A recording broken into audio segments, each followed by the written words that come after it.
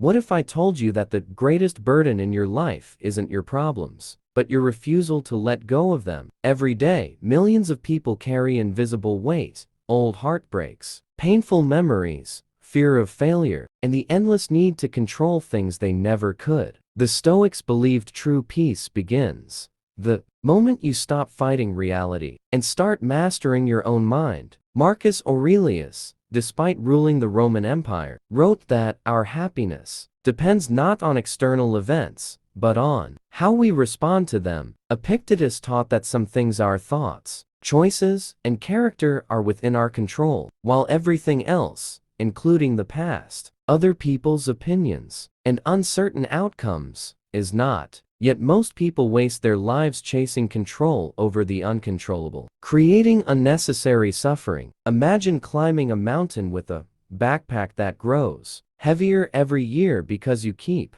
filling it with regrets, grudges, and disappointments. Eventually, the mountain isn't what exhausts you, the weight you refuse to drop is. Seneca warned that we suffer more in imagination than in reality. And modern psychology agrees that resistance to pain often hurts more than the pain itself. Like an archer who can control his aim, but never the wind, we should focus on our effort instead of obsessing over results. Like a child who joyfully rebuilds a sandcastle after the tide washes it away, we must learn to embrace change instead of fearing it, because nothing in life is permanent. Your job, your reputation, your wealth, and even the people you love may change, but your character remains your greatest possession. The strongest people are not those who never fall. They are those who adapt without losing their values. The art of letting go isn't about giving up. It's about releasing what no longer serves you so you can finally experience the freedom,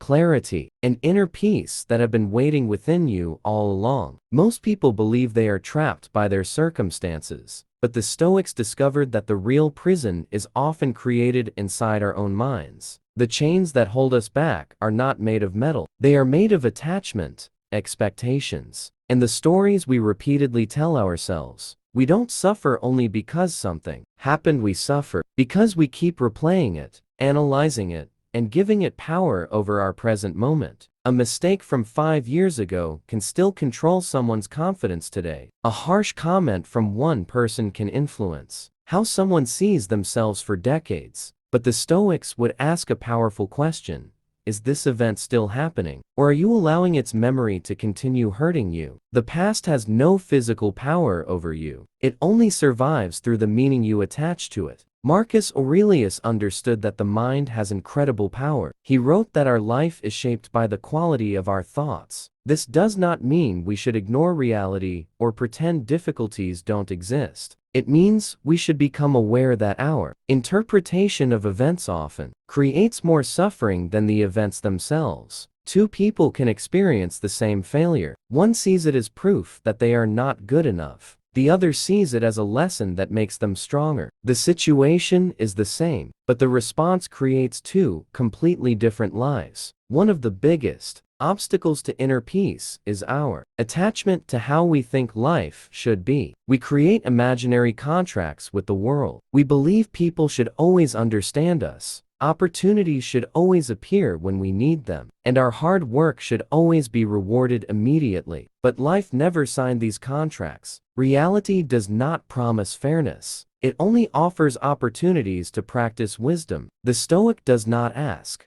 "Why is this happening to me?" Instead, the Stoic asks, "How can I respond to this with strength and character?" Think about a person holding a glass of water. Holding it for a minute feels easy. Holding it for an hour becomes uncomfortable. Holding it for an entire day becomes unbearable. The glass did not become heavier. The problem was refusing to put it down. Emotional pain works the same way. A disappointment may hurt today, but carrying it for years transforms temporary pain into permanent suffering. Letting go does not mean saying that something was acceptable. It means refusing to allow it to control your future. Seneca taught that anger is often a form of temporary madness. When someone hurts us, we often believe holding anger protects us. We think our resentment punishes the person who caused our pain, but most of the time, anger only continues, damaging the person carrying it. The person who hurt you may have moved on, but you are still allowing them to occupy space in your mind. Forgiveness in Stoicism is not about approving someone's actions. It is about freeing yourself from their influence. Modern psychology calls this emotional detachment. It is the ability to observe your thoughts and feelings without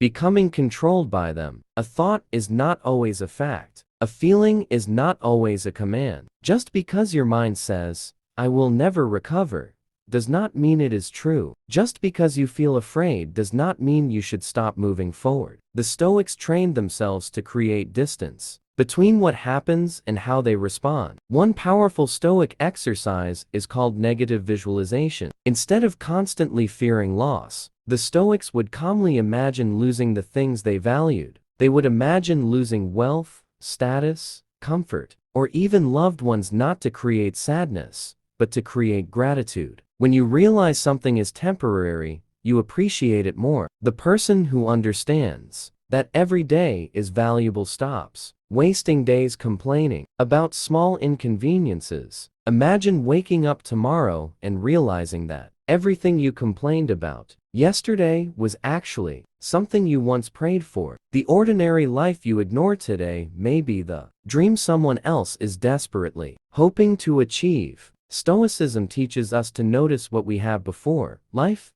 teaches us through loss. The modern world constantly tells us we need more money, more followers, more recognition, more possessions. But the Stoics asked a different question. How little do I actually need to be happy? This does not mean rejecting ambition. It means refusing to make happiness dependent on endless achievement. A person who needs nothing external to feel complete is incredibly powerful because they cannot easily be controlled. The greatest freedom comes when you stop negotiating your peace with circumstances. When people praise you, remain humble. When people criticize you, remain steady. When success arrives, remain grateful. When failure arrives, remain focused. Your value does not rise and fall with every outside event. The journey of letting go is not a single moment. It is a daily practice. Every morning, you have a choice. You can carry yesterday's pain into today, or you can choose to begin again. You can spend your energy fighting what already happened, or you can invest that energy into creating what comes next. The Stoics were not people who avoided emotions. They were people who refused to become slaves to emotions. They felt deeply, loved deeply, and cared deeply, but they understood that attachment without wisdom becomes suffering. The question is not whether life will take things away from you.